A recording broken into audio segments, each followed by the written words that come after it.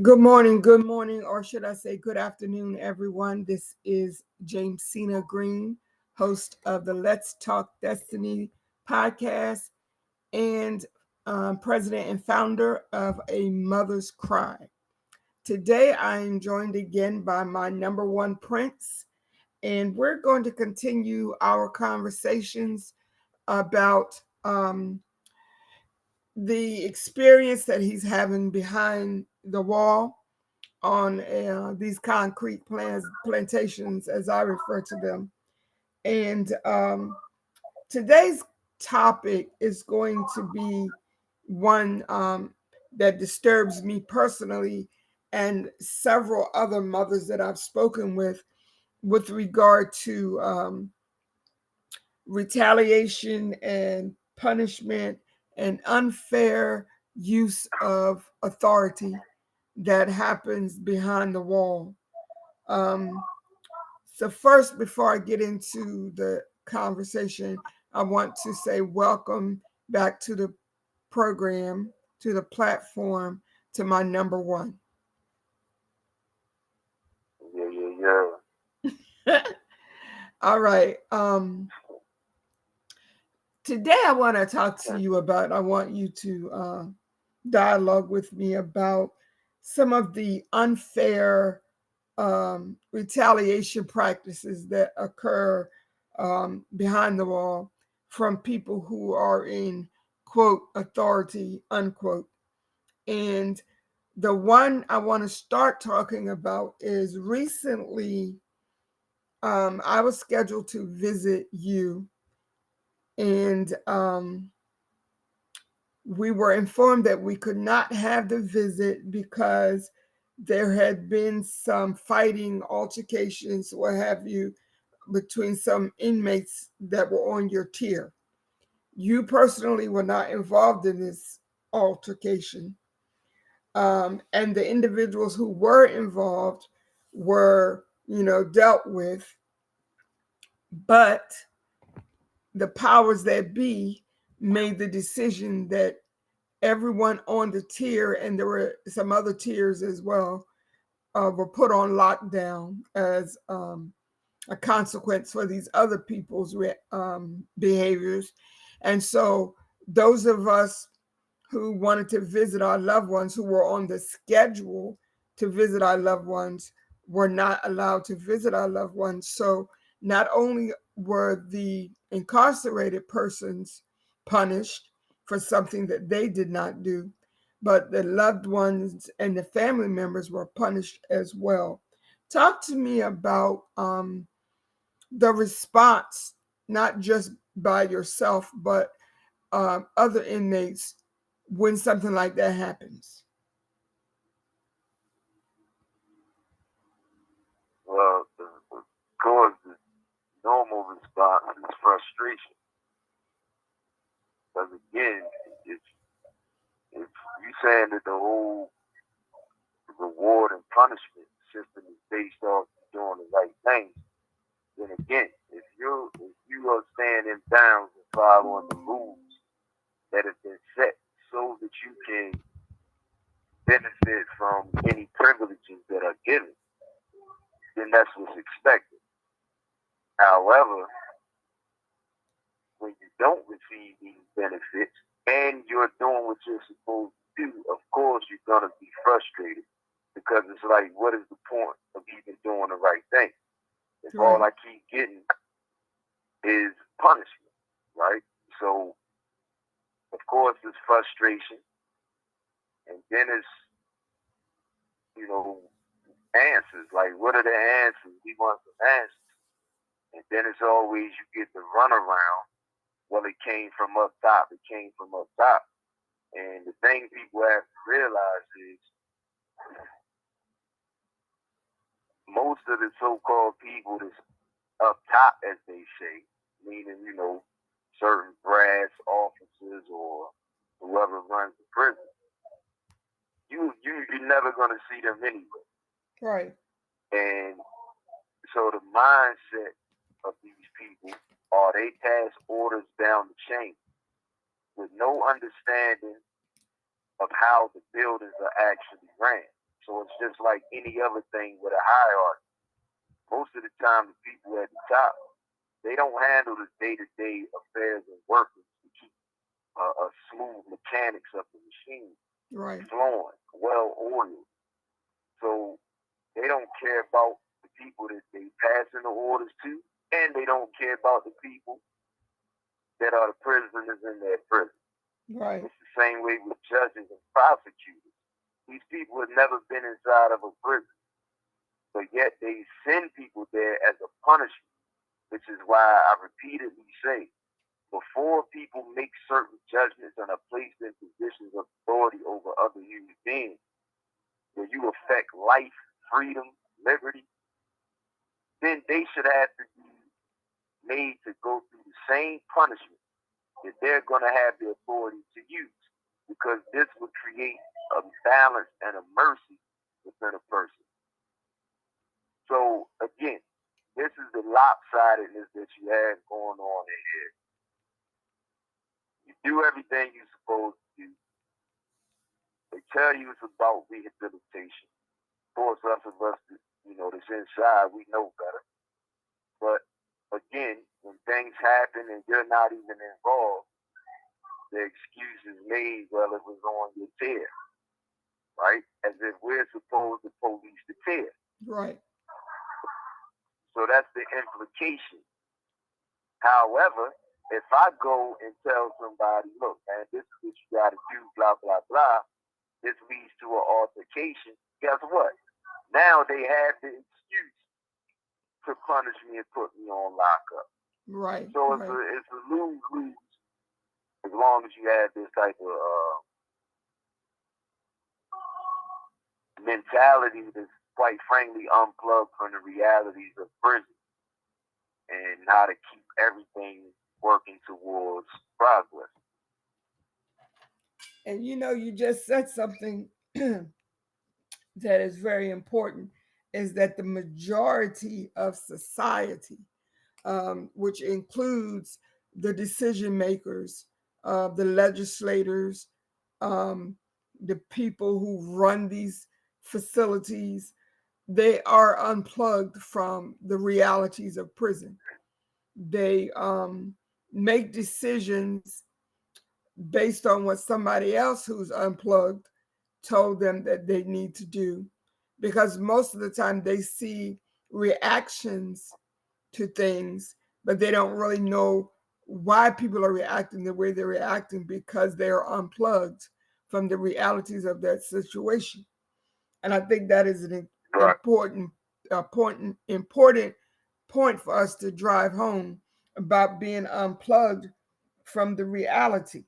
And it's not just, when it comes to uh, punishing people for something that they did not do, because it's bad enough they're already being punished for something that they may have done, um, that some of them definitely did it.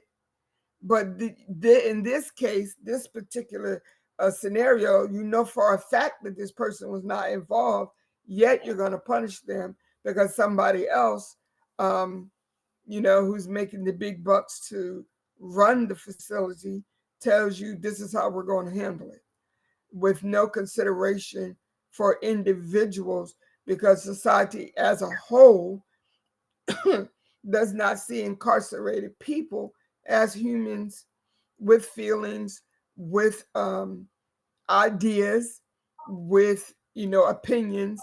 They just see them as commodities or property, that they can just manipulate and control. And that's, as you say, where that mentality comes in.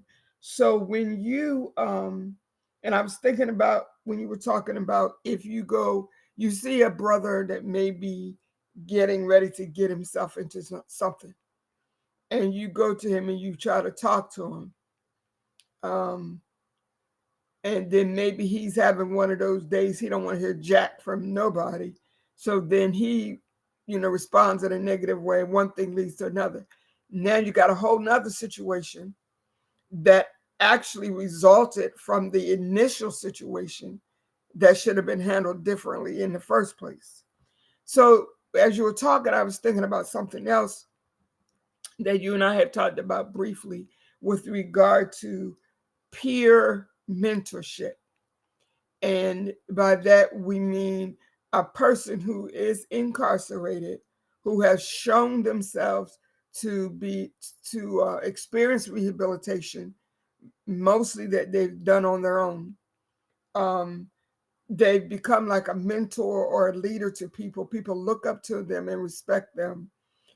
And why is it that, what is your opinion, I should say, as to why the prison system does not set up these peer support groups to be conducted by incarcerated persons who've already lived experience with some of the guys are going through as they're entering the system? In your opinion, why would they not do that? All right. Well, again, the first thing is prison is not built for rehabilitation. That is not what prison is for. Prison is made first and foremost to make Federal Reserve notes and any other type of financial form or mode. Right. That's the first thing. The second thing prison is for is a place to house um, segments of society that are deemed undesirable. Mm-hmm. And then the third thing that is for is a place of punishment for not even just rivals, but for people that, it's like if you look at world history, whether it be American history or anywhere in the world, it's like if you look at what those who were in power did with people they considered to be uh, troublemakers. One of the things politicians used to use in American history, they would call you a rabble rouser. Right. Whenever Right. you were considered to be one who wouldn't just go along with being enslaved and being a sheep Right. to oppression. So this is these places are used to throw these type of people in there and keep them silent and out of the way. So when you consider those things, then you understand it again, since it's not designed to truly rehabilitate people, then nothing is going to be in place that will really cause true rehabilitation. And you have a few prisons in America that have tried this program, right? As far as where you allow the convicts or the men inside or women inside women's prisons who are actually in there and has shown growth and progress. They allowed them to be the mentors and teachers of groups. And if you look into the records and the percentages, you will see that is almost 100% success rate. Mm-hmm. Because no matter how much a person reads a book or hears a story, I don't care how many degrees you get or what school you went to, nothing is going to show you an experience like you actually going through the experience. Right. And when Right. you walk through the fire of the experience and you gain the spiritual, mental, and physical wisdom from it, this is what allows you to pass on an actual working program to other people going through it. So as long as these places are built for those three things that I said, they're not going to focus on allowing those of us who has demonstrated year after year after year this type of growth and ability to guide other human beings toward the light. They're never gonna just give you that program. So again, you had men and women all over the country who just in day to day, human interaction, we're still motivating and helping people grow and be the best that they can be. Because if not, then it'll never get done. And this is a dire situation. This is Yes. not a game. It's not, some talking point. It's not pieces of paper that politicians read off of. This is people's lives, man. This is people's mental well-being. Freedom, families are hurting. So we definitely not playing no games in here about it. And we're not depending on the administration to do anything because they're not going to do it. Because I repeat, these places are not built to rehabilitate. That's why they're not doing it. That's a great response. And one of the things that I've learned as a family member, as a mother of an incarcerated person, because, it's a cliche that says, you do the time with your loved ones. But it's not just a cliche to me, it's a very real situation. And so when you are punished, then we are punished. We feel the weight of that. I talk to mothers daily. I interact with mothers daily who are expressing pain and anxiety. Some are physically ill because wherever throughout this country that their child is located on one of these concrete plantations, they may not be able to communicate with them for weeks, sometimes months at a time. The anxiety that produces um, for that mother impacts her daily life and impacts the other children in the family that she has to care for. Um, but again, these are realities that people who are not directly involved or directly impacted with the crisis of mass incarceration don't really understand, and many of them don't even care about. Um, but those of us who are impacted and do care, we have a voice. We will continue to use our voice every opportunity that we get to do what we can do to see some change. And, we have to be as radical about it as possible because people need to hear us and people need to know that what we're saying is very real.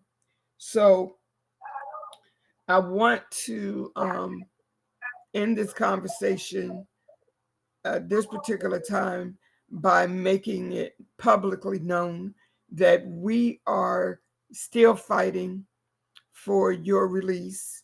We will not stop fighting for your release. Um, and we're doing what we can do. And as new things are presented to us, new ideas, new pathways, we are taking those pathways because we know we are in agreement with the fact that you should be home by now. And there are individuals who even are employed at the facility where you are warehoused that have said to me, Miss Green, I just can't understand why your son has not been released yet. And so I just say to them, I don't either, but trust me, we're still fighting for it. And I want everybody to know that this is also what Project Redemption is about, is redeeming. We believe that everybody deserves redemption. Everybody deserves an opportunity for a second chance. And once a person has proven that they are doing all that they can in their situation to be redeemed and to be rehabilitated, then we need to take the next steps and help them to get released. The Project Redemption Initiative is all about that. And so we are working, we are making connections, we're doing what we got to do to get you home. And I want everybody to know that.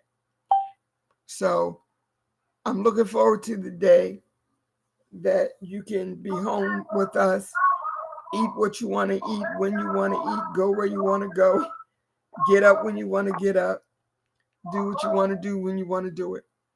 And we just believing that's going to happen because also we have faith in our Creator that that's going to happen. So, do you have any final words that you want to say to anybody that will be listening to this conversation? Yeah, it's it's all been said, right? People say money is the root of all evil. However, if you read the scripture, it doesn't say money is the root of all evil. That's right. It says the love of money is the root of all evil. That's right. But then you gotta understand and understand and overstand what love means. Mm-hmm. Love is, well, the reason that the love of money is the root of all evil is because once you become so enamored and caught up in just focusing on money in any way that it presents itself, this becomes God for you. And don't, there's nothing wrong with wanting nice things. There's nothing wrong with seeking wealth because these are all of the things that I seek. These, the brothers that I deal with, and we want to build businesses. This is what we all about, nice things. You already know I was raised by a mother that was all into the finest of things. This is what and who we are. This is royalty. So don't get that twisted. You're supposed to have nice things, and everybody is entitled to that. The problem is when you put these nice things over understanding what the actual oneness of God and the oneness of humanity is all about. Wealth and nice things are supposed to be used to beautify yourself and make you feel good as far as your relationship with everything else in existence. Money is not the most important thing. Love is. So Right. we got to be in love with love. And then when we understand love, we understand the language of the universe, and then we can understand God. So I'm saying as long as we keep allowing people who are in love with money to make decisions that affect our lives, and as long as we keep voting these kind of people into these positions, as long as we allow these people to act like they have authority when actually it is a color of authority, if we would just stand up and stop going for everything, then we will be able to place true love in place of the illusion of, not caring about your fellow man because you're more concerned with a profit. Right. Because Right. I'm telling you, as long as the world is being ran like that, everything is going to continue to deteriorate. And of course, universal law dictates that, it's a pendulum swing. So everything deteriorates. It has to get back to, it's being cleansed to get back to the purity. But, everybody again, man, like we always talk about, it's all about understanding love. Yes. It's all about understanding love, man. People do something wrong, then people should absolutely, it should be punishment and correction. But again, when you operate out of love, even when you correct and punish, it's done with wisdom. Yes. It's done with mercy. It's done Yeah. with understanding. And these things are not happening. Absolutely. So it's absolute that I'm gonna be there and very soon.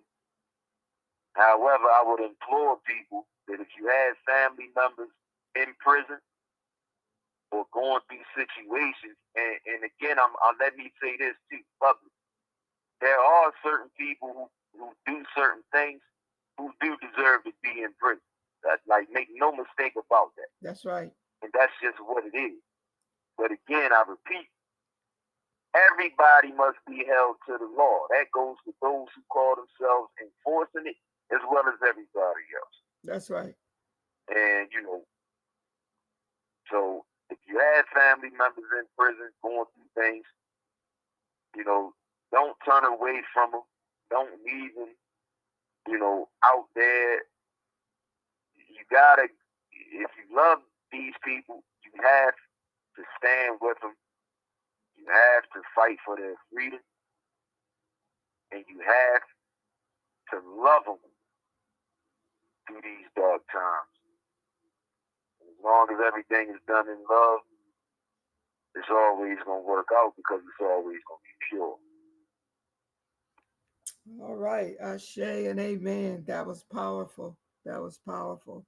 Well, I'm getting ready to end our conversation recording before we get to the end of the time so that we can talk a few minutes before you have to go.